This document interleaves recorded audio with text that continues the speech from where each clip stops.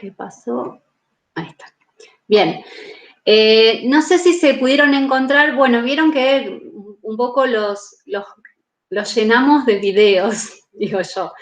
Pero con calma. La idea de que tuvieran un poco las clases antes o que las tengan a disposición para que ustedes tengan la posibilidad de verlas cuando puedan, tiene que ver con que vayan manejando sus temporalidades en función de las urgencias, de las necesidades y demás, ¿sí? No era como para que tengan la obligación de... sí, ok, Graciela. No era para que tuvieran la obligación de leer todo para hoy ni nada por el estilo, sino como para que tuviesen ya idea de lo que íbamos a trabajar y íbamos a ver. También el hecho de que yo se las estoy subiendo antes tiene que ver con que tengo un problema de salud y a veces me ocurre que la voz se me escapa, se me va y puede ocurrir que en algún momento les diga, chicos, cortamos acá porque ya no me da el aire. Entonces, para asegurarme de que ustedes tienen las clases, es que estoy recuperando las clases del año pasado y si no, les grabé en otro momento, en otra instancia y les edité para que no vean cuando me quedo sin aire. Básicamente eso es lo que está ocurriendo, ¿sí? Bien. Entonces, por otro lado, también les dejé dos grupos de PowerPoints. No sé si vieron al menos que estaban dispuestos en la unidad 2. Uno es el que acompaña la clase y el otro no lo tienen que estudiar ni mucho menos, sino que son gráficos que acompañan, que ustedes van a ver que dentro de la clase estaban intercalados, que un poco ilustran algunas cuestiones como para ponerlos en contexto de lo que nosotros íbamos a trabajar en el día de hoy, que es el concepto de ser humano, básicamente. Pero antes, ahí voy a darle OK a Tania. Bien. Pero bueno, antes de iniciar con la temática de hoy, yo querría escucharlos, si es que pudieron ver alguna bibliografía o ver la segunda parte de la clase 1 de Antropología Jurídica, del objeto de estudio de la Antropología Jurídica, si les quedó alguna pregunta, alguna duda, más allá de que ustedes pueden igualmente seguir escribiéndome cuando quieran y ahí lo podemos seguir viendo. Pero si hay alguna cuestión específica que ustedes no hayan comprendido o que se hayan perdido o alguna cuestión, por ahí sería interesante que me lo comentaran. Hola, profe. Yo llegué a ver la clase de Antropología Jurídica, pero no lo de la clase de hoy, bien, porque no me manejo bien con el chat de Moodle y no había visto que me llegó el mensaje del profe. Bueno, hoy vemos. Además, como que pasa que en Moodle se cargan los archivos desordenados, entonces hay como mucho texto y está todo como desordenado con las clases y las guías y demás, pero por lo pronto no tengo ninguna duda. Pero sí pude ver esa primera parte, pero no lo doy. Bien, bien. Fíjense que en esa parte de la clase, respecto del objeto de estudio de la antropología jurídica, fíjense que para cuando lo tengan que estudiar, vayan estudiándolo en relación al concepto de otredad. Vieron que por eso, dentro de las diapos, yo se lo fui dividiendo y les fui poniendo el otro diferente. Entonces acá teníamos a Henry Maine, a Lewis Morgan, acuérdense que los dos eran abogados, acuérdense que buscaron entonces sistematizar y organizar la humanidad, por decirlo de alguna manera, en estratos, ¿sí? Y eso es propio del evolucionismo, y eso es propio entonces de considerar ese otro en condición de diferencia. Entonces, un poco a hacer ese tipo de relaciones. Piensen que cuando nosotros pasamos al otro diverso, ya estamos en una instancia en la cual, entonces, al que tengo enfrente trato de ubicarlo y de situarlo en su lugar, de comprender qué es lo que le está pasando en contexto, entonces ya no genero comparaciones. Ya el trabajo, lo importante es el trabajo de campo en el lugar y no las comparaciones entre pueblos, ¿sí? Entonces ahí ya estamos en otra instancia. Esa otra instancia, entonces implica que por primera vez los antropólogos empiezan a pensar cuál es la diferencia entre costumbre y entre ley en esa instancia del otro diverso. Y ya cuando voy al otro desigual, ya estoy en una instancia en la cual está bien ubicado el proceso de colonialidad, ¿no? De colonización, y cuáles son los países que son tercermundistas y cuáles son los países que son potencias. Y entonces en ese contexto hay otra relación con los que son dominados, están en una condición de subalteridad, en donde no acceden de la misma manera a los mismos bienes y servicios que el resto de la humanidad.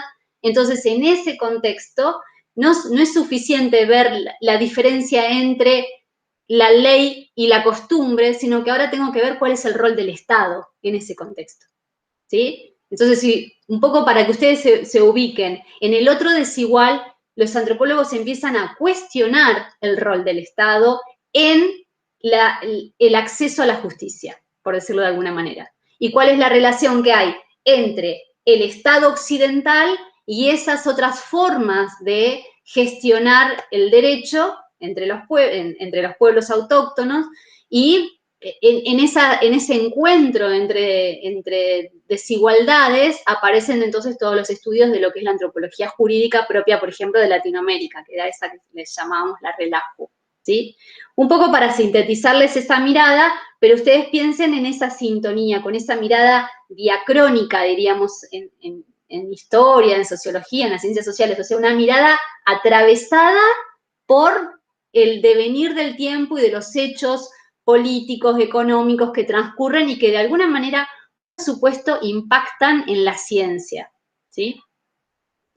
Bien, si hay alguna pregunta respecto de esta cuestión, si no, paso ya para los temas de hoy.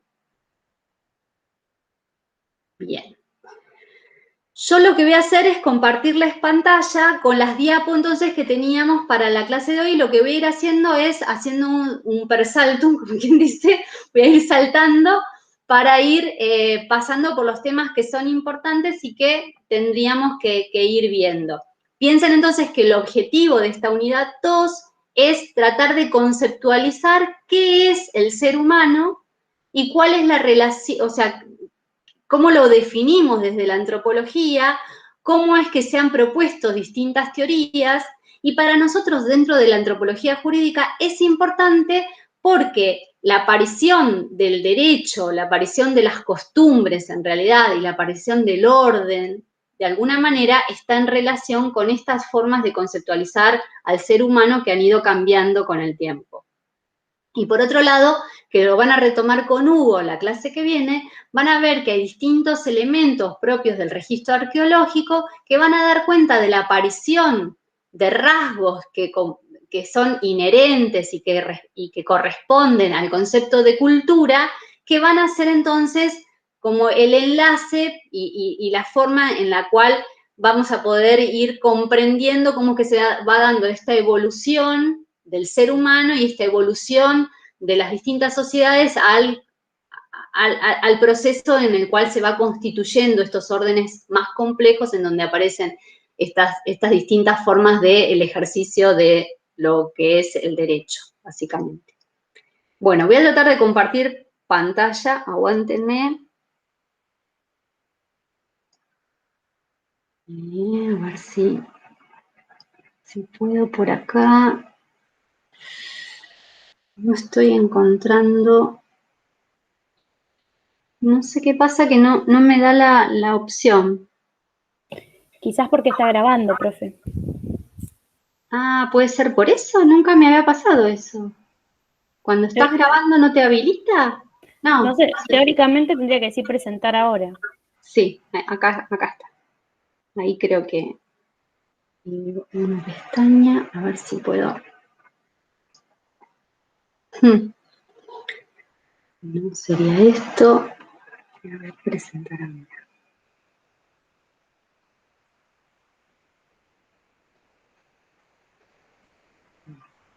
Cancelar.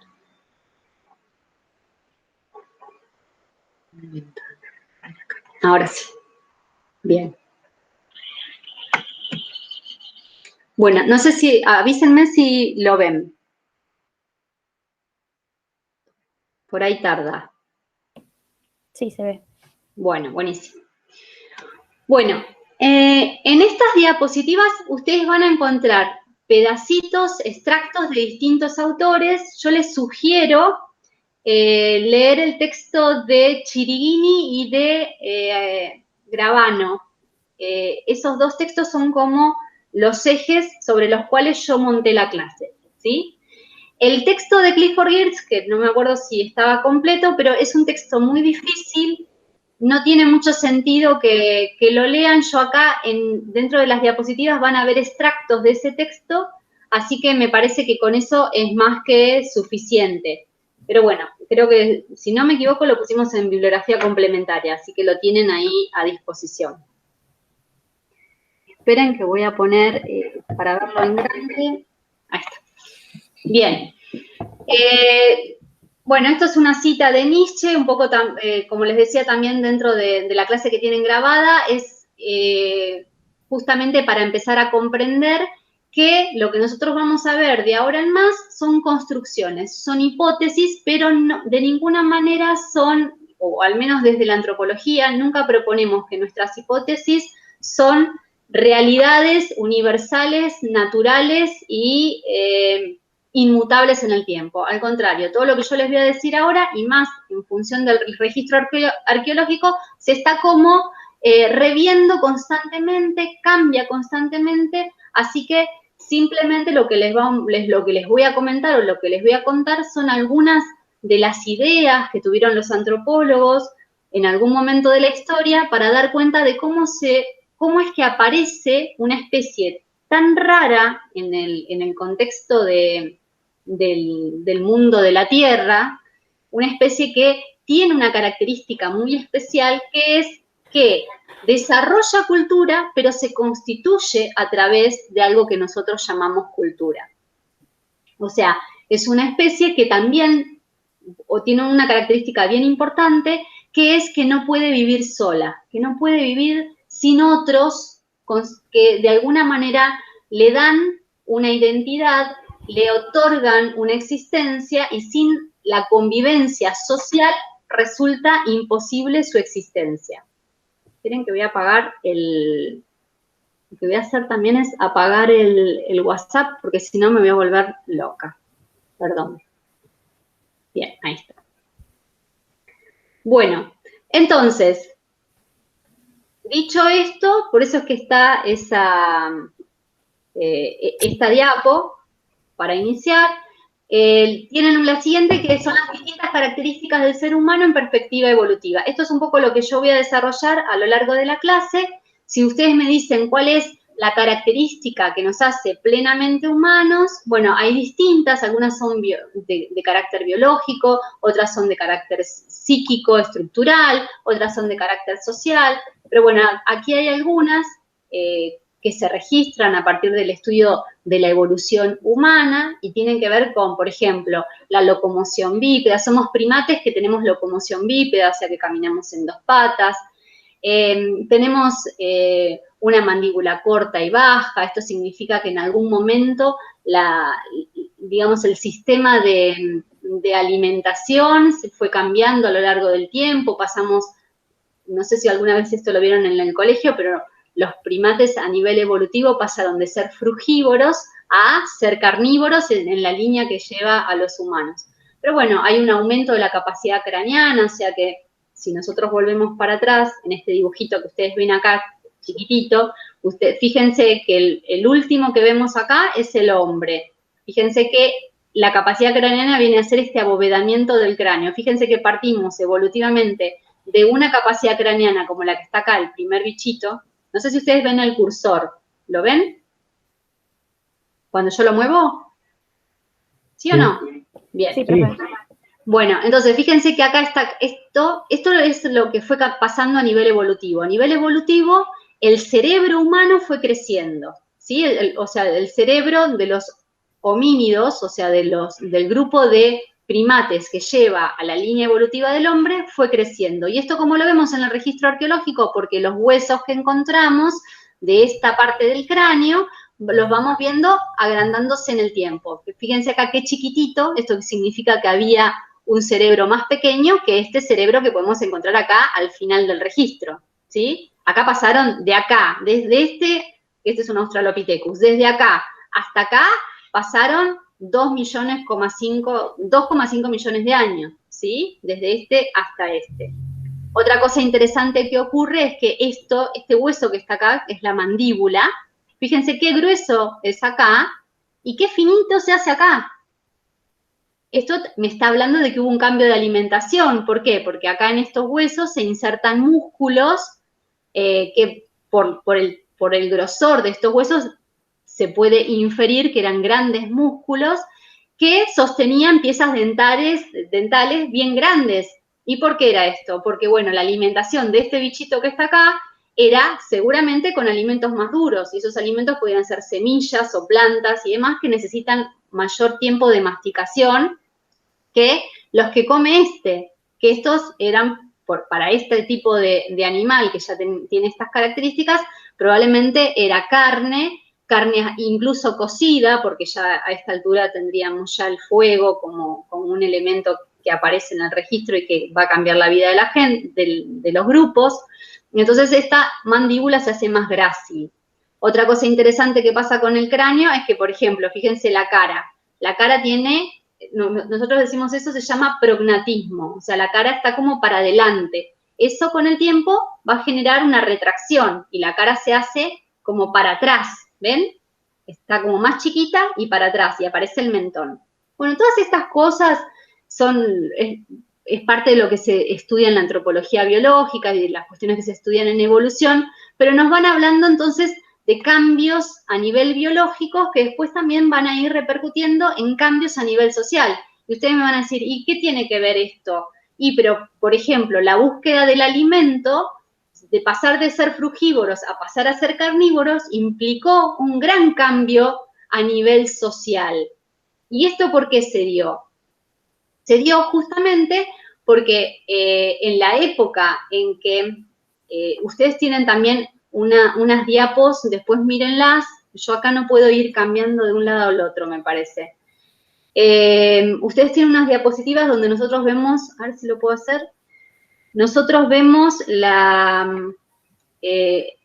cómo fueron saliendo de África los distintos animales. Pero bueno, lo que me importa contarles acá es que en la época cuaternaria, en la época de las glaciaciones, las últimas glaciaciones en el mundo, los homínidos que surgieron en África comenzaron a salir de las selvas y a empezar a buscar el alimento porque lo que hizo la glaciación fue generar una desertización en gran parte del planeta.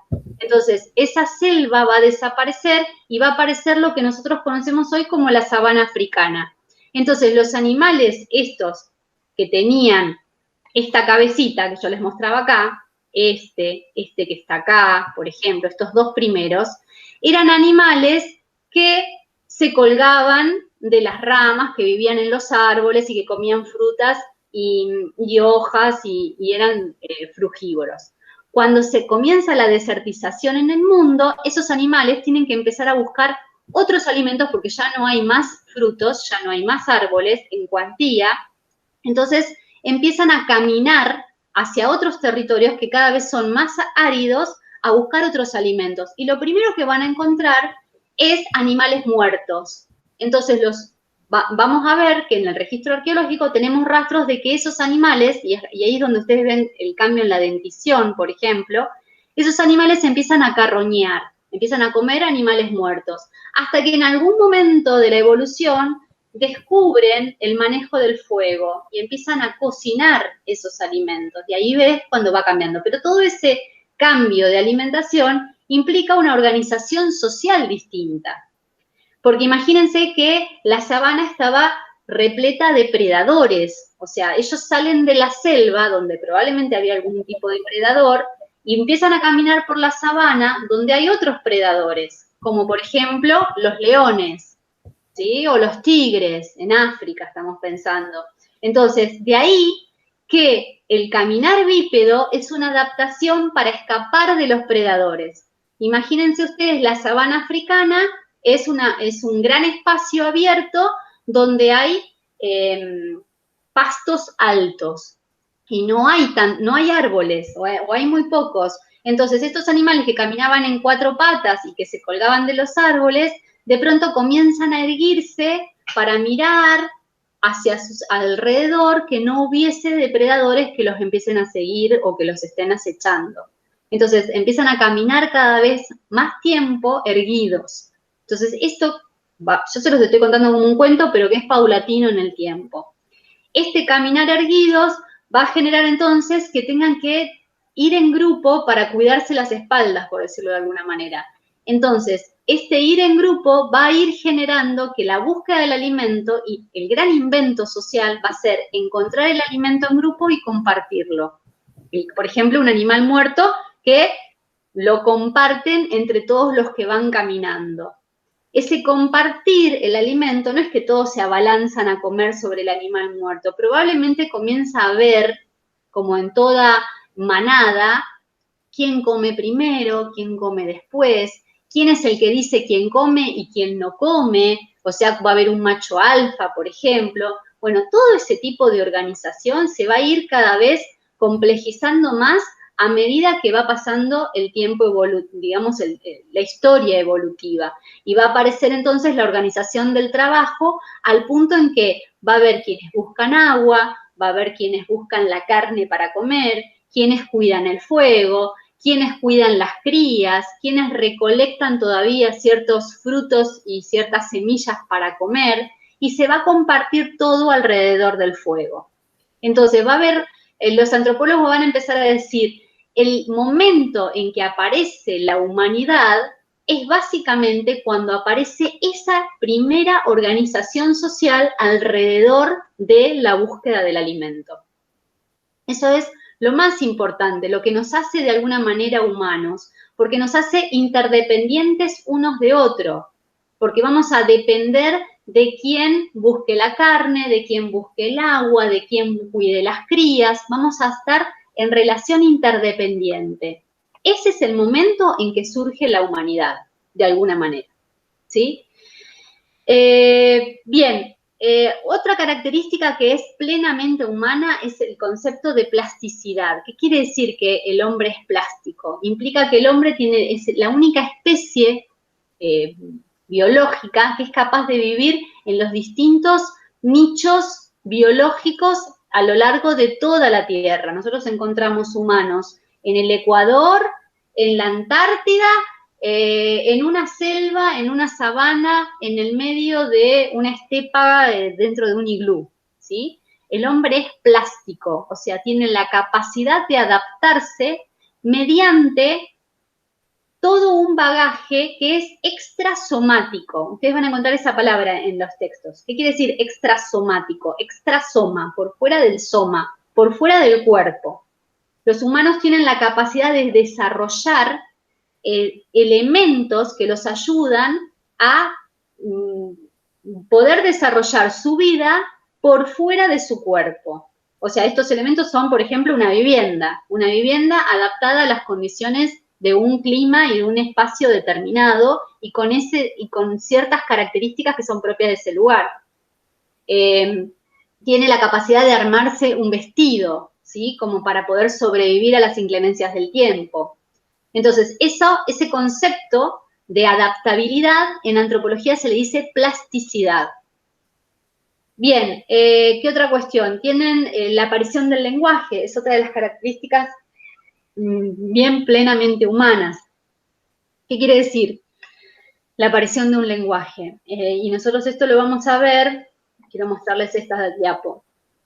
Vamos a ver la diferencia entre lenguaje humano y comunicación animal. El humano desarrolla un tipo de comunicación que es, ante todo, arbitraria. ¿Qué quiere decir? Que no existe relación entre la utilización de un signo o de un símbolo determinado y su significado. Yo ahí en las en la clase que les dejé grabada les hacía la diferencia entre dos palabritas, que es significante y significado.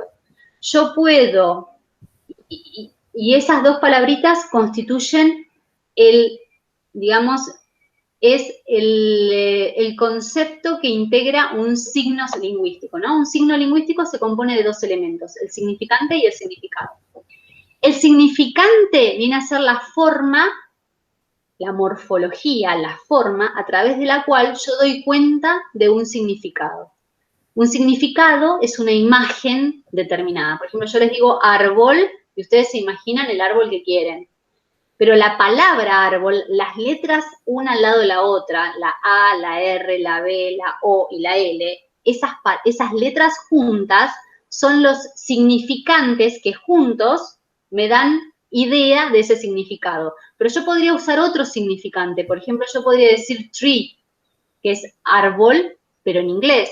O yo podría hacerles un dibujito, ¿sí? Un dibujito como se hace en el jardín, por ejemplo, y hacerles la referencia a un árbol. Entonces yo tengo distintos significantes muchas veces para un mismo significado. Pero la relación que hay entre significante y significado es un consenso. Es algo en lo que nos pusimos de acuerdo, por lo tanto es arbitrario. En cambio, en la comunicación animal, un perro va a marcar territorio levantando la pata y haciendo pis, acá en la China, en la India, hoy y hace 10.000 años atrás de la misma manera, ¿sí? Entonces, la comunicación animal entre lo que se hace y entre lo que significa es algo que está pautado de alguna manera genéticamente, está pautado naturalmente y es una relación, digamos, naturalizada, universal, inmutable en el tiempo. En cambio, el lenguaje humano es constantemente cambiante. La relación entre el significante y el significado cambia de generación en generación, cambia de país en país, de ciudad en ciudad, ¿sí? Fíjense, por ejemplo, los bahienses tenemos la costumbre de decir, creo que es masitas, ¿no? En vez de galletitas. O de decir, ¿qué otras palabras es que son bien bahienses? A ver, ayúdame. ¿Cuál? Sintex. Sintex, en vez de celoplín, claro. Fíjense, ciclismo en vez de bicicletería. Ciclismo en vez de bicicletería, claro, por ejemplo. O colectivo en vez de micro. O sea, hay un montón de palabras que en otras ciudades, o bueno, acá se dice la factura cara sucia. Cara sucia. Y en el resto del país le dicen tortas negras, qué sé yo. Creo que acá a donde venden milanesas de pollo se dice pollajería o algo así, y en La Plata se dice pollería. Mi mamá no lo puede creer. Al revés. En La Plata es pollajería y acá es pollería. Ah, ahí está. Mi mamá no lo puede creer cuando viene. Bueno, ven, hay montones de ejemplos y ahí es claro, ¿no? Que es arbitrario, entonces esa relación entre lo que es y el significado que tienen las cosas, ¿no? Cómo las nombramos y cómo las referimos y cómo las imaginamos o las significamos. Eso es lo que nos hace, esa es la gran característica del lenguaje humano. Y aparte, bueno, como les decía, también van cambiando en función de las edades. Qué sé yo, pensemos en palabras, por ejemplo, esa palabra que dicen ustedes cada vez que algo está buenísimo, dicen mal. No sé si vos le decís algo y los jóvenes dicen mal. Yo digo, ¿qué está mal lo que dije? No, está bien, tenés razón, y te dicen mal.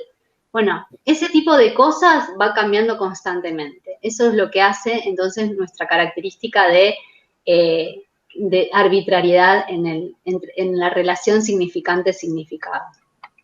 Esperen que voy a volver para atrás. Bien, otra característica que es bien humana es la infancia prolongada. Y esto es una característica que compartimos con los primates. Los primates son todos aquellas especies del reino animal que tienen el pulgar oponible. Fíjense nuestras manos. No sé si ustedes me ven. Además de ver la diapo, ¿me están viendo? Sí. ¿Sí? Bueno, fíjense nuestra mano, nuestros 5 dedos. Fíjense que nosotros tenemos la posibilidad de hacer esto con la mano, de poner nuestro pulgar en esta posición, ¿sí? Esto es una característica de los primates. La mayoría de los animales no puede hacer esto, están alineados los dedos. ¿Por qué tenemos esta capacidad? Esto nos permite a nosotros generar algo que se llama la pinza, que es esto. Y esto nos da la posibilidad de una motricidad fina muchísimo más desarrollada que cualquier otro animal. Esto que hacemos así, en el pie no lo podemos hacer. Bueno, la mayoría de nosotros no puede hacer esto con el dedo en el pie. Pero muchos primates sí lo pueden hacer y se agarraban de los árboles y es por eso que tenían también la posibilidad de manejarse hasta con los pies para hacer esto, ¿no? El humano lo fue perdiendo en la medida que fue caminando con sus pies, con su forma bípeda y fue apoyando y el dedo gordo empezó a ser parte de del sistema, digamos, de gravedad que va adquiriendo en esa condición de bipedismo. Belén, si vos me permitís. Sí, dale, así estamos. Hay un experimento muy interesante y gracioso, que es cuando nosotros tenemos o vemos a un bebé y ponemos nuestro dedo debajo de los dedos del bebé. El bebé va a desarrollar un mecanismo reflejo, un movimiento reflejo, y va a tratar de prensar ese dedo. Claro. Eso es algo que quedó en el tiempo y todavía no se fue, digamos. El dedo prensil. Las cosas siguen estando nuestras, ¿no? Que son del origen remoto animal. Claro, claro, tal cual. Y que después esa habilidad la va a ir perdiendo nuevamente. ¿Por qué? Porque va a empezar a caminar y va a empezar a utilizar de otra manera los dedos del pie y que tienen que ver con esta cuestión de darle otra sustentabilidad. Pero sí, es buenísima ese ejemplo, Hugo. Y otra cosa es que los homínidos están, el dedo derecho, el dedo gordo, está a medio camino para correrse, digamos, porque en un primate está muy separado el dedo gordo como en otra mano. Pero claro. El homínido está en mitad de camino y el ser humano ya lo tiene todo alineado. Es una diferencia morfológica. Tal cual. Sí, sí. A ver, déjenme ver si les puedo mostrar las otras diapositivas. Quiero ver si me da la chance como para que vean. De hecho, decían que con los años iba a desaparecer el dedo chiquito del pie por desuso, una cosa así. Puede ocurrir. Evolutivamente podría ocurrir perfectamente. No la puedo abrir. Sí, las muelas del juicio también están en vía de desaparición. A ver si puedo. Si me deja. No. No me deja abrirles las diapositivas que... ¿Están viendo ahí la distancia genética, Hugo, o no? ¿Cómo? Yo ahí puse la diapositiva de distancia genética. ¿Se ve? No, no se ve nada. No se ve. Bueno, no puedo, no sé por qué, no me... Ah, ahí está, esperen.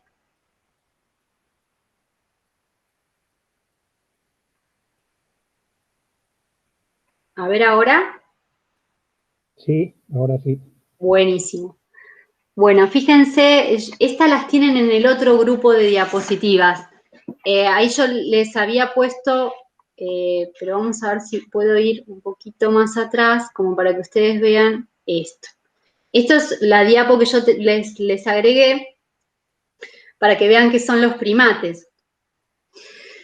Los primates, nosotros encontramos primates de distinto tipo. Los primates pueden ser los lemures, que son estos bichitos chiquititos, que son nocturnos y demás, pero también pueden ser los gibones o los orangutanes, ¿sí? Que son animales más grandes, de porte más importante. Fíjense, acá tienen, estos son los que están más cerca del humano, ¿no? El chimpancé, el gorila, el gibón y el orangután son nuestros parientes evolutivos más cercanos. Acá ustedes... No tienen cola prensil. Que no tienen cola prensil, y los que no tienen cola prensil, que son todos estos animales grandes que nosotros le decimos los antropoideos, se desarrollaron en África y Asia, y los que tienen cola prensil se desarrollaron específicamente en lo que es América del Sur, en ciertas partes de Australia, en ciertas partes si bien digo, de América del Sur, y se desarrollaron aparte. Después, cuando hay un movimiento nuevamente de todo lo que es la corteza terrestre, y se vuelven a unir los continentes, porque ustedes, esto también lo tienen que haber visto alguna vez en el colegio, nosotros tuvimos en algún momento un solo continente que era Pangea, y si no, ¿saben dónde se ve bien? En la era del hielo, en el dibujito. Pangea en algún momento se dividió y tuvimos a Europa, Norteamérica y Asia toda junta, después se volvió a dividir y quedó Norteamérica aparte, Sudamérica estaba aparte, África aparte, y después se vuelven a chocar los continentes y es cuando tenemos Norteamérica y Sudamérica juntas, África unida de alguna manera con Europa por ciertos sectores, entonces ahí hay como intercambio de fauna y de flora y demás. Y Australia que queda solita siempre, por eso es que tiene sus propias características y hay un montón de bichitos que se llaman placentarios, que son distintos a los animales que tenemos acá, que son todos uterinos, o sea, que tienen útero, mientras que los que están en África tienen placenta, vieron que tienen la bolsa, el canguro, bueno, hay un montón de animales, y acá en América el único animal placentario que tenemos es la comadreja, ¿sí? Que son animales que nacen y quedan en una bolsa y se van desarrollando, lo que les falta desarrollar se va desarrollando en la bolsa. El resto de los animales que tenemos en América son todos uterinos, o sea, se desarrollan en el útero y cuando nacen, supuestamente nacen totalmente formados y lo que queda es crecer o terminar de madurar, pero no de la manera que los placentarios. Bueno, básicamente para contarles esto es que nuestra distancia genética, o sea, el hombre lo más cercano que tiene, el animal más cercano es el chimpancé, y después el gorila y después el orangután. Esto es un poco la relación que tenemos con los distintos primates. Lo que yo les quería mostrar, perdón que vaya, a ver si lo tengo acá, es esto. Los homínidos, los primeros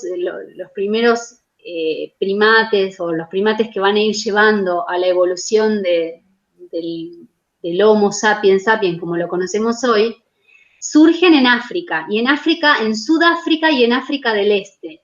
Y cuando empieza toda esta desertización que yo les comentaba, empiezan a moverse por África y van a salir de África y van a conquistar Asia y van a conquistar Europa porque van a ir a buscar alimento. Por esto que yo les contaba, porque se va a desertizar África, entonces van a tener que salir a buscar comida. Es por eso que salen de África.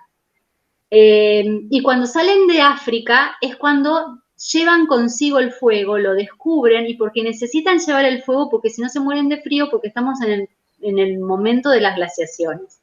Y en ese contexto es que es bien necesario, y es una cuestión evolutiva también, la aparición de otra característica humana, que es el desarrollo de las herramientas. Y para esto que yo les decía que el pulgar oponible y la capacidad del dedo prensil o del dedo pinza y demás es importante porque le permite al hombre manipular y tener una motricidad fina que va a generar entonces que pueda desarrollar esto que se llama herramientas. ¿Y qué es una herramienta? Una herramienta es ni más ni menos que un objeto que yo utilizo para modificar el medio ambiente por fuera de su propia esencia. Entonces, una herramienta es una piedra, como por ejemplo estas que tenemos acá. ¿Ven? Estas son piedras. Yo las veo así, voy caminando por el campo y veo esto y digo, esto es una piedra. Ahora, si la observo bien, tiene rastros de que fue utilizada para raspar o que fue utilizada para cortar. Esto lo ven los arqueólogos con microscopios electrónicos y demás, y pueden ir dando cuenta de para qué fue utilizada. Y aparte, nosotros nos damos cuenta que estamos ante una herramienta cuando encontramos una piedra que no es propia del lugar, que evidentemente fue traída desde otro lugar, probablemente más lejano, y fue utilizada, por ejemplo, en un contexto donde tenemos rastros de un fogón, o sea, de que hubo fuego.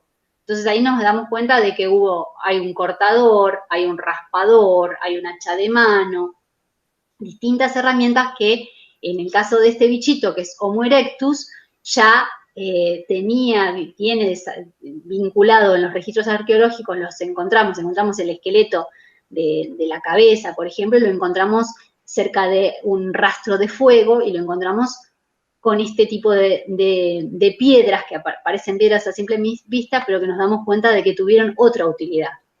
Ahora, una herramienta también se constituye en tal cuando esa piedra que en algún momento este bicho trajo al campamento, la utilizó para algo como, por ejemplo, cortar carne, otros bichos que estaban con él vieron que servía para eso, aprendieron de esa utilidad y la llevan consigo de campamento en campamento para hacer ese mismo tipo de acción o para probar con cortar otras cosas. Entonces la herramienta, el concepto de herramienta es un objeto que lo utilizo para modificar el medio ambiente, para satisfacer algún tipo de necesidad para poder sobrevivir y que a su vez es, de alguna manera, trascendido o es enseñado a otros en el campamento y que de alguna manera pasa esa información de unos a otros y que permite entonces innovaciones en esa utilidad de ese objeto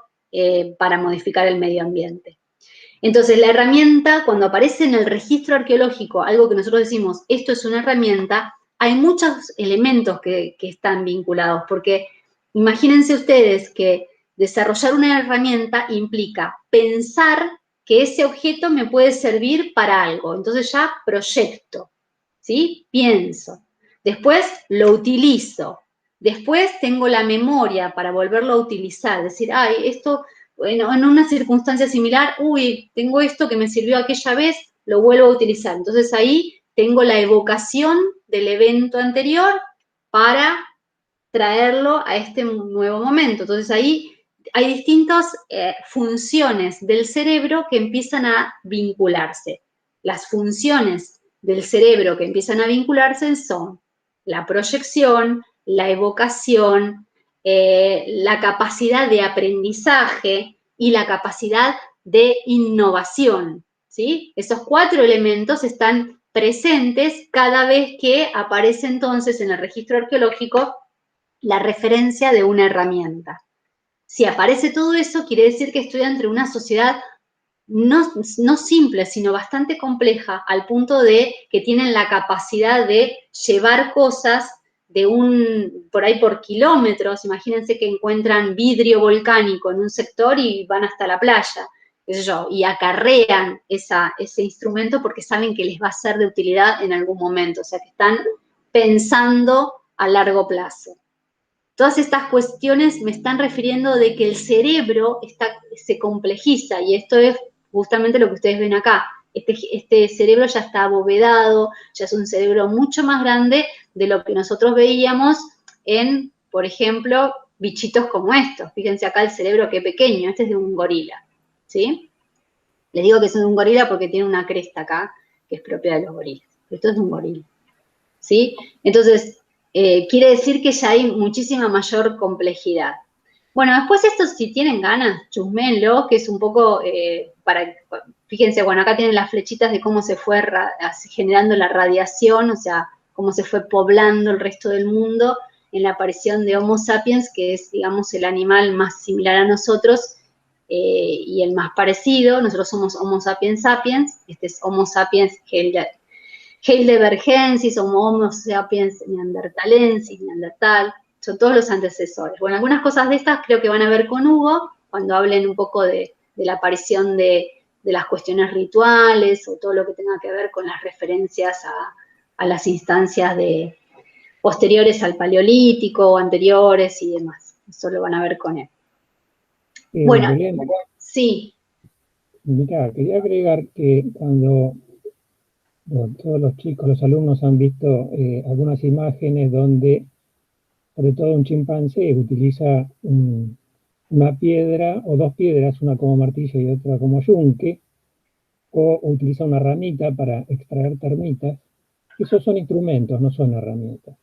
Claro. Porque ese animal aprovecha lo que la naturaleza le da, no la modifica y la abandona en un radio de 1 kilómetro más o menos. Entonces, una herramienta es algo distinto, ¿eh? Como decías vos, es algo mucho más elaborado, con proyección de futuro. Claro, y lo que dijiste vos es re importante, y el aprendizaje, y hay innovación en la herramienta.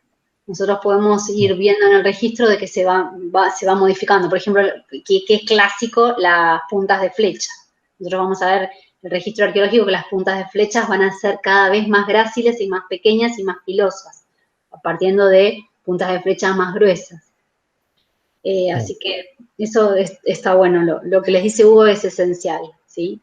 Quería mostrarles estas diapos, esta específicamente, ahí la ven en grande, porque es un poco para que ustedes dimensionen biológicamente lo que es el cambio de pasar, de movernos, de moverse evolutivamente este animal que va a llevar al hombre, ¿no? En una posición de 4 patas a una posición de 2. Fíjense acá, este es el gorila. Fíjense la dimensión que tienen estos brazos. Fíjense los brazos qué largos que aparecen en relación a las piernas. Fíjense acá que es al revés, ¿no? Los brazos son más cortos que las piernas en la posición erguida. Y algo que es bien interesante, que nos da cuenta de que estamos ante un bicho bípedo. Ustedes dicen, ¿y cómo se dan cuenta? Porque por ahí lo único que encuentran es un cráneo o parte de un cráneo. ¿Cómo podés decir que es bípedo el animal si no tenés ni los brazos, ni los pies, ni nada? Bueno, justamente porque el cráneo es algo que nos delata enseguidita si el bicho es bípedo o es cuadrúpedo, por esto que está acá, que es el orificio occipital, ¿sí? Este orificio, mientras más centrado está, más erguido es el animal.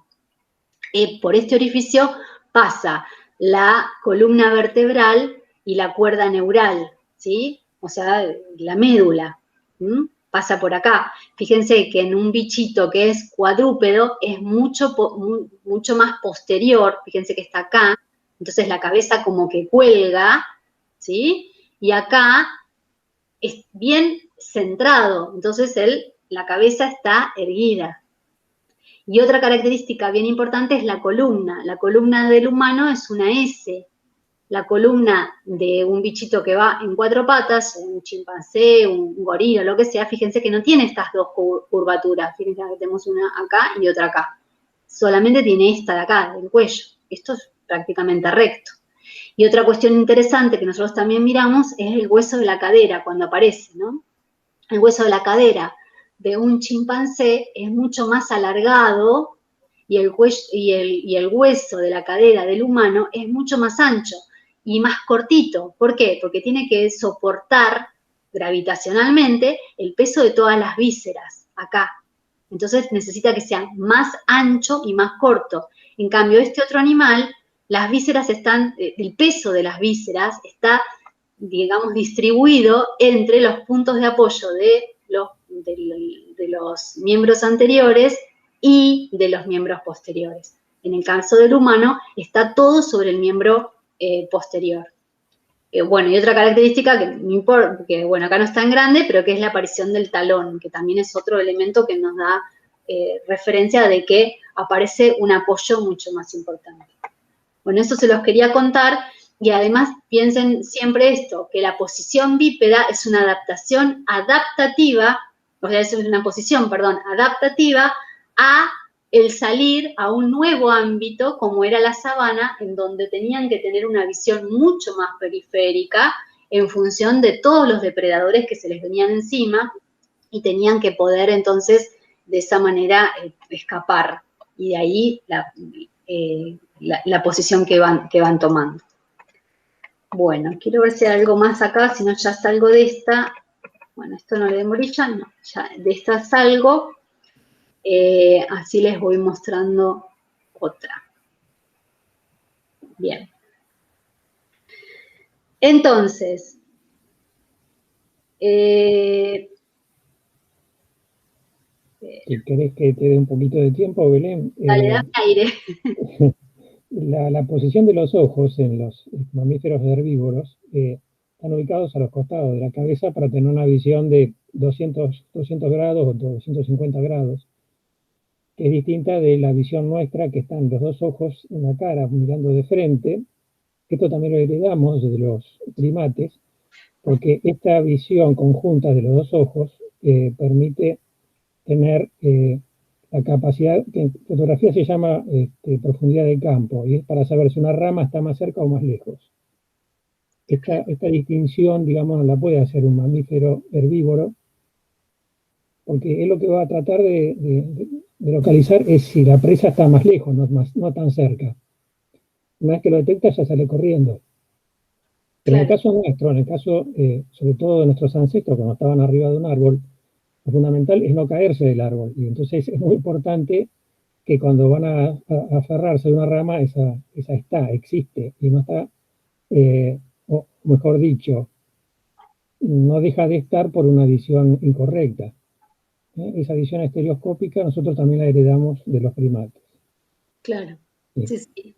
Y aparte bueno, que también los primates que van a llevar a la línea evolutiva del humano, porque no todos los primates llevan a la línea evolutiva del humano, porque si no, no tendríamos animales como el chimpancé, los lemures, la musaraña, o sea, hay animalitos que quedaron en una misma línea, una línea que se fueron modificando, porque no quiere decir que solamente el humano fue evolucionando, no, el chimpancé que tenemos ahora no es el chimpancé de hace 2 millones de años atrás. Ellos, dentro de la línea del propio chimpancé, hay antecesores del chimpancé y demás, qué sé yo. Lo que pasa es que nuestra línea evolutiva fue cambiando en el tiempo.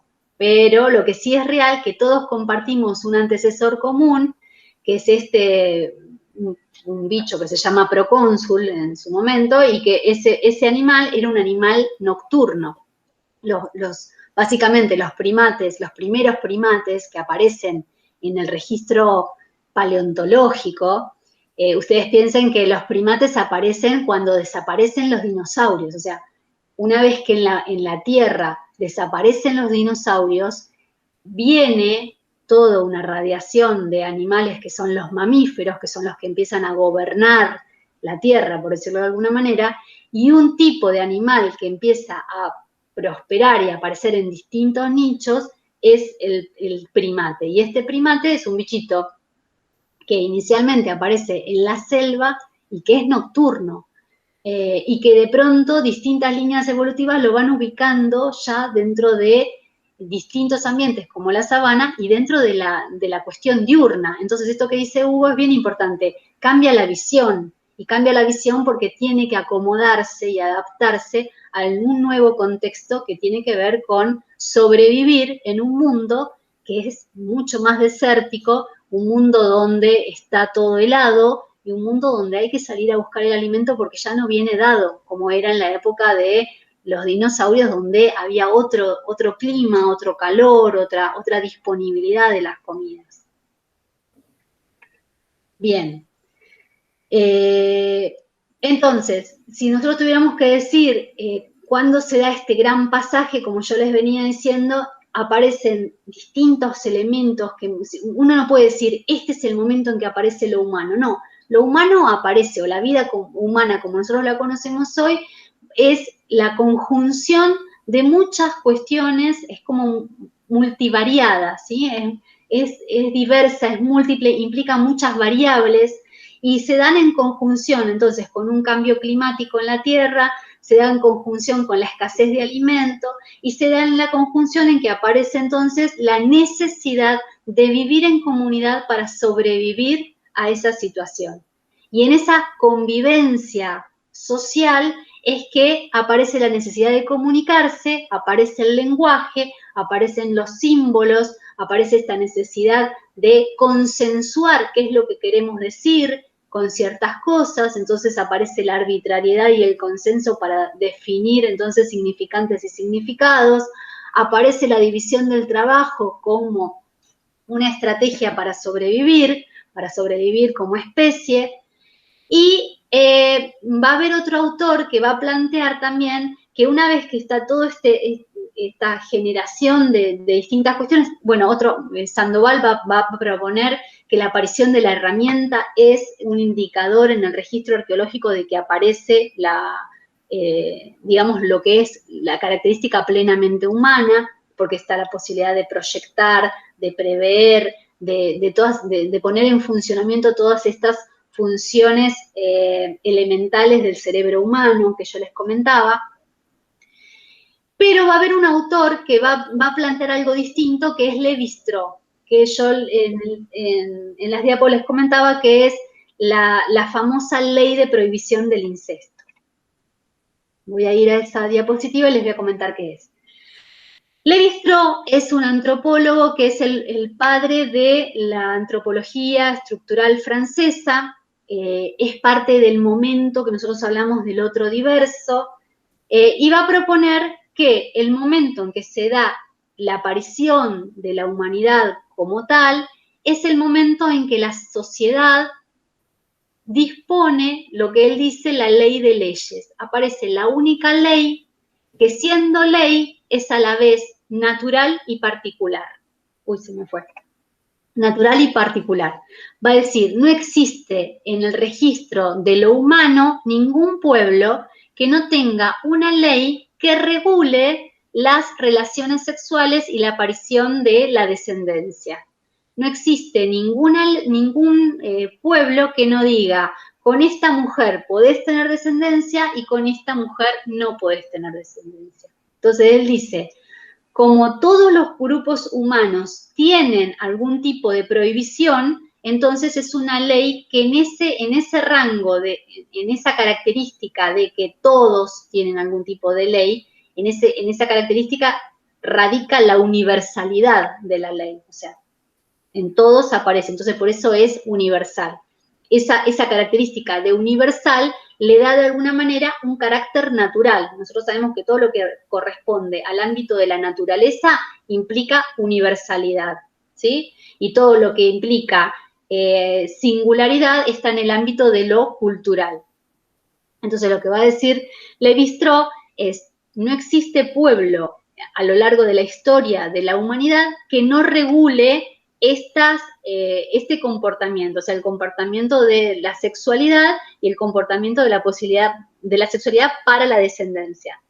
Ahora, el contenido de esa ley en cada uno de esos pueblos es particular, ¿sí? Porque no es lo mismo lo que nosotros hoy consideramos incesto que lo que consideran, por ejemplo, que consideraban los hindúes hace 200 años atrás en su modalidad de vida de castas, por ejemplo. O lo que consideraban incesto los incas, y es más, les diré, los incas o los egipcios en distintos estamentos y en distintas clases sociales. No es lo mismo lo que regía como ley de prohibición del incesto para la casta de gobernantes que para la casta plebeya, eran cosas distintas. Por eso es que Lévi-Strauss va a decir, en eso radica la singularidad de la ley y por eso nosotros hablamos de que tiene un componente cultural. Entonces él va a decir, esta ley, la ley de prohibición del incesto, es la única ley que tiene dos componentes, uno natural y uno cultural. El cultural es el singular, o sea, el que es propio de cada pueblo, y el universal es el natural porque implica que está dentro del rango de prohibiciones posibles en su condición de humanos. Bien. Esto después ustedes lo tienen, bueno, a ver si es esta. No, bueno, acá ya saltamos al texto de Lévi-Strauss. Déjenme leer. Dice, fíjense, dice, constituye el movimiento fundamental gracias al cual, por el cual, pero sobre todo en el cual se cumple el pasaje naturaleza-cultura. Es menos una unión que una transformación. Antes de ella la cultura no existe, dice él. Con ella la naturaleza deja de existir en el hombre como reino soberano. La ley de prohibición del incesto opera y por sí misma constituye el advenimiento de un orden nuevo, el orden de lo humano. Él va a decir esto, ¿no? Cuando aparece esta ley en una organización primate, estamos hablando ya de una organización humana. Bien, y por último vamos a ir, que este es un poco el otro concepto que yo les decía que quería que también tuvieran en cuenta, que es el concepto estratigráfico versus el concepto sintético de hombre que propone Clifford Geertz. Clifford Geertz es un antropólogo que lo podemos ubicar ya dentro de la antropología de la desigualdad, en esa instancia. Él va a hacer algo bien interesante, que es proponer que el problema de tratar de definir qué es el hombre, o qué es el ser humano, por decirlo en términos ya de de cuestión genérica, que es el ser humano, él va a decir, el problema que tenemos es que históricamente la ciencia moderna, la ciencia que surge a partir del 1500 en adelante, una vez que se acaba el medioevo y aparece el tiempo de la modernidad, esa ciencia fue una ciencia que se armó de manera estratigráfica, va a decir él, o sea, por estratos. Algo que hizo la modernidad fue como desarmar al hombre. Mientras que el medioevo, en la época del medioevo, el hombre era algo integrado, era algo que era parte de el concepto divino de creación, era parte de la creación de Dios, ¿sí? Y estaba dentro del ámbito de la creación de Dios, y cuando había alguien que estudiaba lo humano, piensen, por ejemplo, en los grandes pensadores, o bueno, piensen en los naturalistas, ¿no? Que pensaban a lo humano dentro de lo natural, pero también dentro de lo filosófico, dentro de lo ético. O sea, no había división de las distintas esferas que luego va a tratar de ir generando la modernidad para referir a distintas ciencias. Porque lo que dice Geertz es que lo que hace la ciencia moderna es, en su afán de generar división del trabajo al interior de la ciencia, generar entonces compartimentos estancos respecto de qué es lo humano. Entonces el médico estudia el cuerpo del humano, pero no estudia el alma y no estudia la mente. Entonces ahí aparecen los grandes problemas cuando uno dice, lo que tenés una afección patológica, qué sé yo, me duele el estómago, y no le encuentran ninguna explicación a nivel de patógeno. No le encuentran ningún bicho que le haya entrado y que lo haya enfermado. Y lo que tiene capaz es entonces te terminan diciendo es estrés. ¿Y qué es el estrés? El estrés es algo que está padeciendo y que tiene que ver con el alma, que tiene que ver con la mente, o que tiene que ver con un malestar del espíritu, si se quiere, que termina afectando al cuerpo. Entonces Geertz lo que dice, lo que hizo nuestra modernidad es dividirnos tanto que ya no nos podemos volver a juntar. Entonces lo que hay que hacer es generar la interdisciplina como una forma estratégica para volver a poner al hombre, o al ser humano, cuando dice hombre él dice ser humano, ¿no? Para ponerlo, digamos, otra vez unido para poderlo comprender. Entonces él dice, vamos a tratar de romper con esta concepción estratigráfica, de terminar con estos estudios estancos y tratar de generar una mirada sintética de hombre. La mirada sintética implica esta cuestión de volverlo a unir y de mirarlo en su integralidad.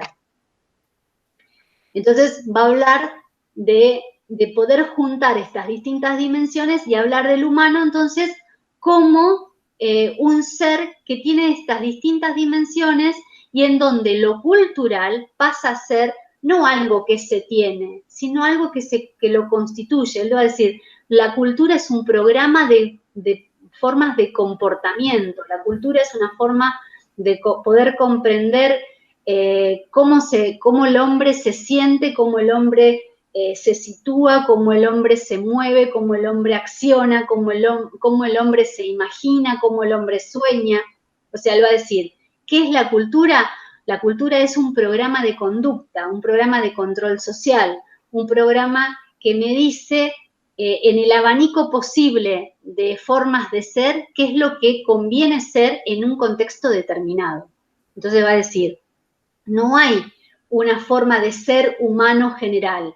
Hay distintas formas de ser humano según el contexto y según el espacio. Nosotros no aprendemos cómo comportarnos a la mesa de manera general. Nosotros aprendemos qué se come, cuándo se come, cómo se come, qué cosas se comen según el contexto donde nosotros vivimos, ¿sí? Entonces, no es lo mismo lo que se come en la India, en un grupo autóctono o en un pueblo originario específico que lo que nosotros comemos acá en un contexto de comidas rápidas. O sea, qué es lo que es bueno para comer, qué es lo que es malo para comer, va a estar en función de los programas de conducta que fueron acordados por una cultura determinada, ¿sí?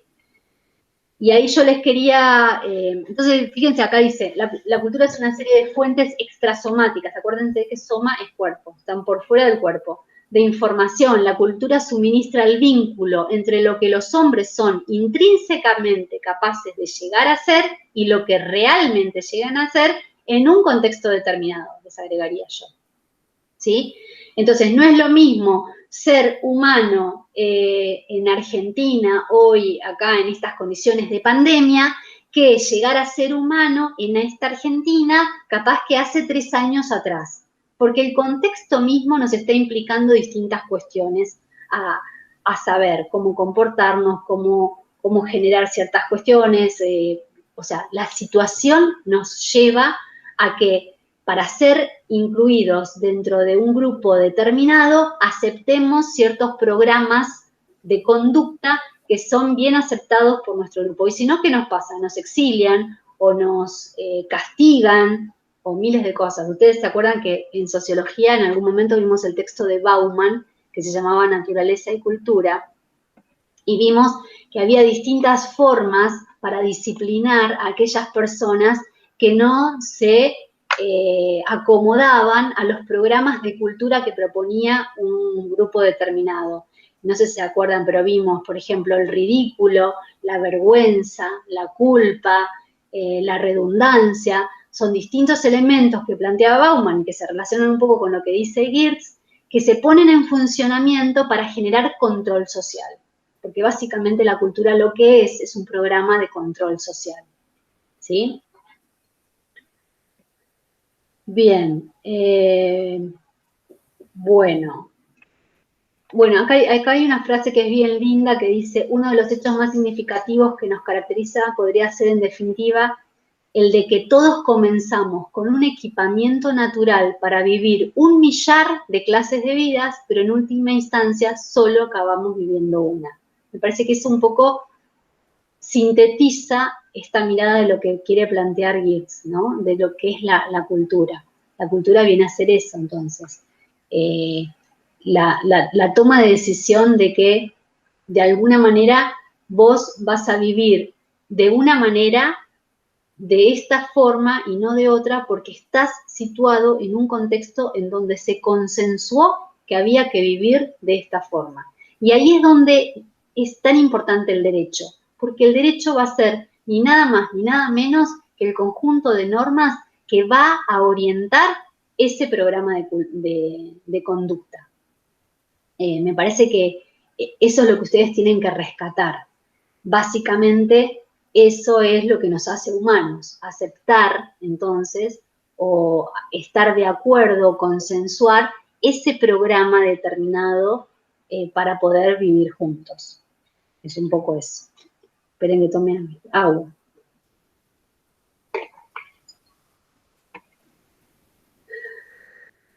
Bien, después léanlo con tranquilidad, esto básicamente va a tomar los mismos tipos de referencia, va a decir lo mismo. Les tomo el tercer párrafo de acá que me parece también importante, dice, ser humano no es ser cualquiera, es ser una clase particular de hombres, ser humano no es hablar, sino que es proferir las apropiadas palabras y frases en las apropiadas situaciones sociales, con el apropiado tono de voz y con la apropiada oblicuidad evasiva. Ser humano no es solo comer, sino preferir ciertos alimentos preparados de cierta manera y servido con cierta especificidad. Ni siquiera se trata de sentir, pues se trata de sentir ciertos sentimientos en ciertas ocasiones y de cierta manera. Eso es bien interesante, hasta los sentimientos están de alguna manera pautados y normados. Ustedes piensen cosas increíbles como pensar en la culpa, ¿no? ¿Cuántas veces realizamos acciones y nos sentimos culpables? Y la pregunta es, ¿de dónde viene el concepto de culpa? Culpa viene porque sabemos que lo que estamos haciendo no es lo esperable. Quiere decir que existe un programa esperado, un programa al que nosotros debemos de alguna manera adaptarnos para poder vivir en sociedad. Entonces, hasta ese tipo de cuestiones muchas veces están regladas. Eso es lo que va a decir Clifford Geertz. Bueno, yo acá al final les hice un resumen de lo que sería cultura en función de esto que van tratando los autores. Después léanlo. Lo que me interesa que sepan es que es control social, que es un programa un programa estructurado de formas de actuar, que implica comunicación, que se construye socialmente, que se transmite de generación en generación, que es aprendida, que no se hereda naturalmente, o sea, de manera genética, sino que implica un aprendizaje. Esto que decía Bauman, que la cultura es más eficiente cuando se disfraza de naturaleza, muchas veces nosotros decimos es natural, y fíjense, y esto en derecho es fundamental, cuántas veces se defendió una forma de hacer las cosas como si fuese parte de la naturaleza. Por ejemplo, el matrimonio heteronormativo, o sea, entre un hombre y una mujer, siempre fue visto como algo natural y esperable, cuando en realidad es un consenso, ¿sí? Cuando en realidad implica un acuerdo cultural. O, qué sé yo, la condición del aborto, por ejemplo, ¿no? Cómo el aborto fue muchas veces demonizado o fue visto como algo no natural, cuando históricamente sabemos que las mujeres se han sometido a abortos desde que la humanidad es humanidad, básicamente, y se ha tomado la decisión de quién nace y quién no en función de las cuestiones sociales. Piensen todos estos conceptos de cuántas veces ha habido cosas que se han naturalizado, como si fuese parte de una esencia humana. Y lo que está diciendo Geertz es que no hay nada, absolutamente nada, que sea esencialmente humano. La humanidad no tiene esencia. La humanidad lo que tiene son singularidades y particularidades. La única universalidad en lo humano es que tenemos singularidades y particularidades. Es un poco lo que termina diciendo el autor.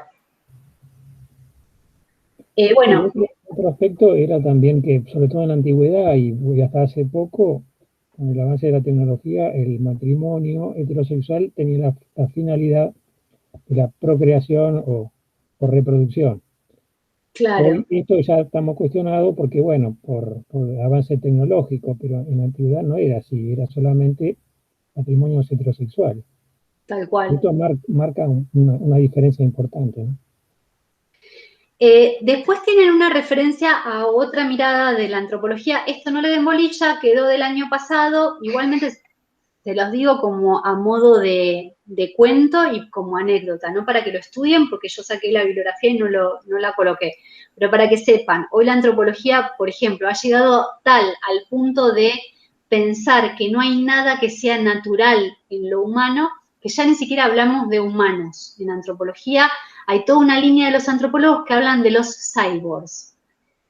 Una autora que se llama Donna Haraway, que es estadounidense, y otros autores que son de la línea francesa, como Bruno Latour, Philippe Descola, o los sudamericanos como Marisol de la Cadena, Mario Blaser, Eduardo Viveiros de Castro, o Florencia Tola de Argentina, plantean que ya no hay diferencia en el mundo de lo humano entre lo natural y lo humano. ¿Por qué? Porque somos todos conexiones.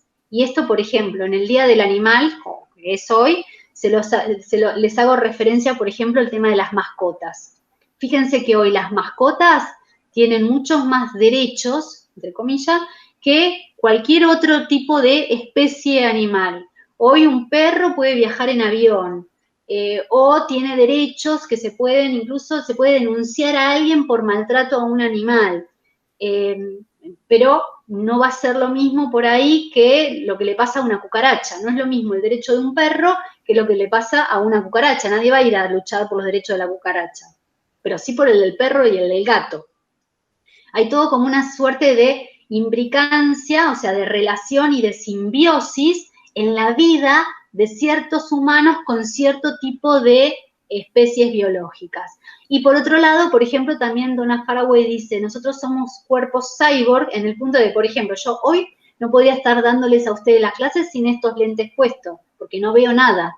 Entonces, yo soy algo sin los lentes y capaz que no me puedo mover, capaz que ni siquiera puedo hablarles porque no sé ni lo que dice la diapositiva. Necesito de este elemento para ser yo, ¿sí? Yo sin esto no soy yo.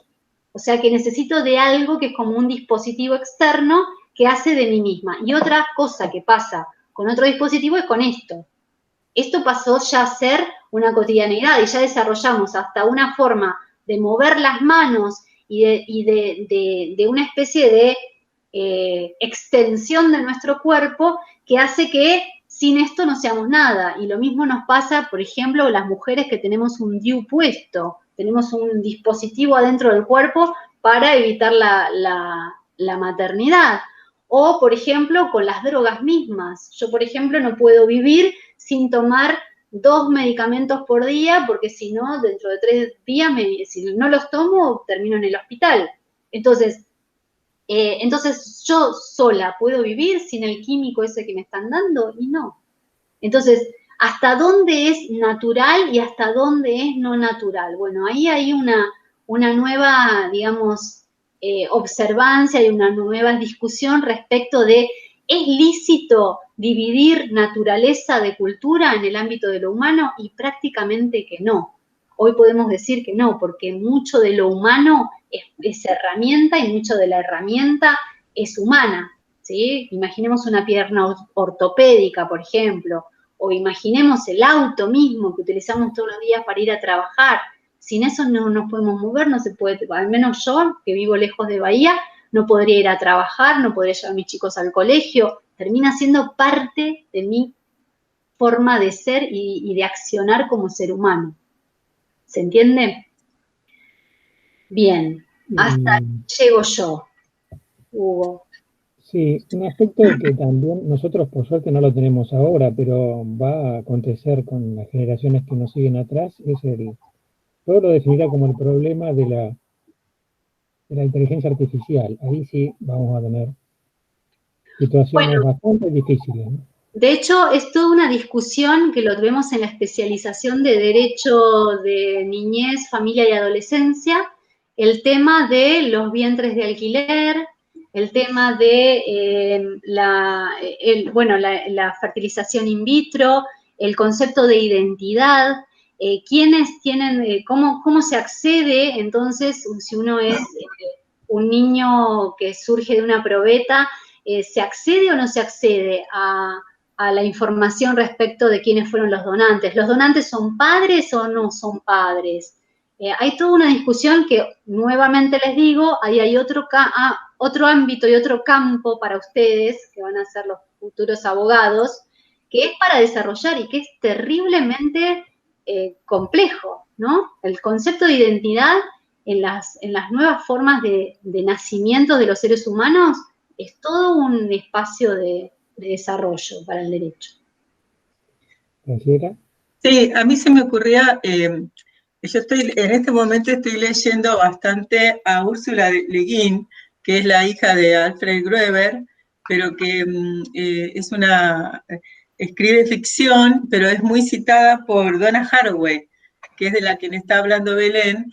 Y nosotros, bueno, el año pasado hicimos un ciclo de charlas sobre Donna Haraway en el Centro de Estudio de Género y Feminismo, y decía, lo que lo traía es porque pensando esto, cómo se está pensando, por un lado, lo de multiespecies y demás, el antiespecismo que tiene Haraway, y esta cuestión del cyborg, ¿no? De superar todos los dualismos. Pero a la vez me resultaba interesante por este tema que ustedes están, para los alumnos que comienzan con antropología, que Haraway está mirando mucho a Le Guin en el sentido de que busca como otras metáforas, ¿no? Porque otra de las mezclas es entre la ficción y lo que no es ficción. Y Angela Le Guin, formada, criada, porque tanto su madre como su padre, los dos trabajaron con pueblos originarios, y lo que a ella en Norteamérica, ¿no? Y ella habla de la importancia de rescatar a la bolsa. Dice, ¿no? ¿Qué ha sido la bolsa en la historia de la humanidad? y ya pensar cómo no seríamos nada los humanos si no hubiéramos podido llevar algo para llevar lo que juntamos en el camino, para luego comerlo, y todos esos otros procesos, con eso de la bolsa se alusiona a todo ese mundo del cual no se habla porque parece que todo ese mundo quedó sustituido por la flecha. ¿No? Es decir, ¿qué significó la flecha como herramienta que se transforma, que como ustedes estaban diciendo ahora, claramente es una herramienta que va cambiando y que podemos seguirlo con todo lo cultural, pero como la antropología, al fijarse solo en eso, por allí dejó de lado lo que ella llama la teoría de la bolsa de la ficción, ¿no? Entonces, ¿cómo pensar otras realidades a partir de la bolsa y dice algo tan simple como una bolsa es muy importante para la humanidad, y lo sabe cualquiera que sale a hacer un mandado caminando, ¿no? ¿Qué haría si no lleva una bolsa? ¿No? Pero son esas cosas de las que no se hablan, y bueno, entonces ahí me parece que hay cosas bien interesantes que sumando cosas que parecen que no tienen nada que ver con la antropología, sin embargo, Donna Haraway con todo esto logró hacer algo que, por lo cual también es citada, que es ver a las comunidades científicas como comunidades, ¿no? Es decir, hasta ese momento parecía, y no lo dice igual que Kuhn, ¿no? Es decir, no es solo la cuestión del paradigma, sino cómo operan los grupos científicos como verdaderas comunidades. Y realmente, bueno, ahí empezamos a tener una visión totalmente distinta, ¿no? De los procesos humanos, quizá no distinta, desde otro lado. Es decir, lo que está planteando también es una mirada desde otro lado, ¿no? Si antes la mirábamos de frente, a lo mejor ahora la estamos mirando de costado, pensando en la metáfora de cómo vemos, ¿no? Nada, lo quería comentar porque justamente ahora estoy con ese tema, realmente me resulta re interesante empezar a desandar un montón de estos caminos que ustedes los están andando, pero sepan que hay mucha gente que los está desandando también y que es interesante saberlos, ¿no? Sí, sí, sí. Y hablar, y un poco se relaciona esto, Graciela, que vos decís con yo les ponía ahí en la diapo el concepto de aparición de lo humano de Potts, ¿no? Que tiene que ver con esto. Él hablaba básicamente de que el gran cambio de lo humano tiene que ver con la cuestión del alimento y cómo se organizaron los homínidos para sobrevivir. Y bueno, y da la importancia justamente en esto. Bueno, no dice la bolsa, pero tiene que ver con cómo, que no es él dice justamente, no es el hacha, no es el raspador, no es la flecha lo importante es que en algún momento se tuvieron que organizar, tuvieron que mirarse entre sí para ver cómo comían, algo súper básico, cómo sobrevivían a esta situación. Y me parece que va todo por esa línea que tiene que ver con, como decís vos, de mirar las cosas de distinto lugar. Creo que la antropología tiene eso de bueno, que tiene la capacidad cada tantos años de como rearmarse y mirar desde distintos ángulos. En lugares, claro. Y esta claramente es una mirada, esta del cyborg, de la ciencia, del conocimiento situado en Haraway, que digamos hay toda otras perspectivas que son realmente muy interesantes, ¿no? Sí, sí. Así que bueno. No sé, chicos, si pudieron seguir un poco el hilo o no, si hay algo que les cuestiona, si hay algo que quieran preguntar.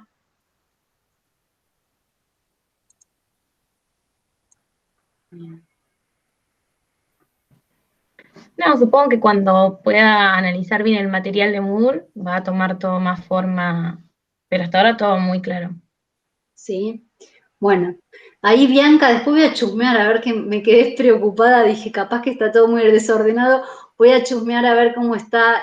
A veces no, es verdad, que no sé ponerle los órdenes de... No, perdón, profe, es que Tienes razón.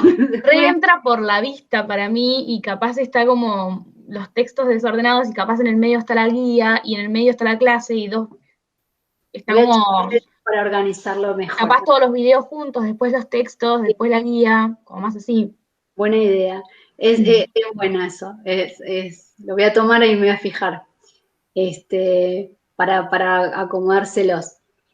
Bueno, no sé, Hugo, si vamos cerrando. Bueno, sí, vamos cerrando. Ya la próxima clase va a ser sobre la unidad 3. Ujú. Voy a tratar de usar el Meet también porque tiene la ventaja de no cortarse. Bueno, A diferencia la otra plataforma, ¿no? Que normalmente usamos, que es el Zoom. Así perfecto. que nos reuniremos y bueno, con tiempo y con anticipación les daré la clave. La que vos Sí, usaste se repitió en las dos, ¿no? sí, podemos WhatsApp. dejar esta misma. Después yo, en todo caso, charlamos y te Bien, doy el acceso a la plataforma o cualquier cosa o te bien, coloco como coordinador y demás. bueno, Así que, vale. bueno, cualquier cosa, chicos, entonces estemos al habla, nos vamos comunicando. Igual yo les subo este video y después ustedes vayan mirando los que tengan ganas y vayan viendo. Si les resulta útil, también se pueden utilizar WhatsApp como otro mecanismo de comunicación interna. Claro, el año pasado habíamos Sí, armado un grupito. Por ahí, Hugo, si tenés los teléfonos de los chicos, ¿vos los tenés? están en el Moodle, Ah, por ahí, como coordinador vos de la ¿no? materia, lo armás y... No sé si están en el Moodle. Los No sé si teléfonos, están, no, ahora No, no. no, parece que no, no están en el Moodle. No, no. los teléfonos no Bueno, creo, ¿eh? Si No, quieres se lo ponemos acá en el chat o se lo dale, mandamos. pónganlo acá en el chat, yo los copio y armo en todo caso el grupo. Sí, eso está bueno. Porque bien. es más Podemos mantener el mismo link entonces, porque sí, Hugo, vos estás siempre. Entonces, si Hugo lo puede administrar también, nos manejamos con el Sí, mismo link y usamos el mismo grupo que el año pasado, total, cuando sí, muchos se pueden sacar a las alumnas que estaban antes y no quieren seguir participando, etcétera. bueno, Hacemos así. ahí los chicos copiaron, así que yo ahora copio todos los teléfonos. Bien, Y bárbaro. bueno, hasta el jueves. dale, Bueno, bueno, hasta el jueves. nos vemos. Chao, nos vemos. Adiós, gracias. Adiós. Chao, chao. Adiós. Chao, chao.